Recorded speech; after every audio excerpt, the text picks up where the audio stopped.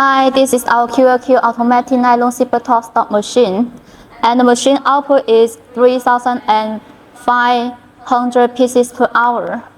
And you can see the machine size, the length is about 1.4 meters, the width is about 0.7 meter, and the height is about 1.6 meters. You can see the zippers going through this part, and you can see there have two rows top stop wire going through this fitting here.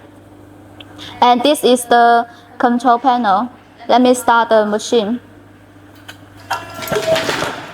You can see the zipper going through this part, and two wires coming through this fitting here.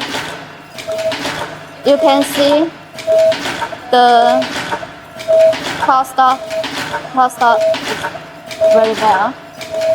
You can see. That's all. Thank you.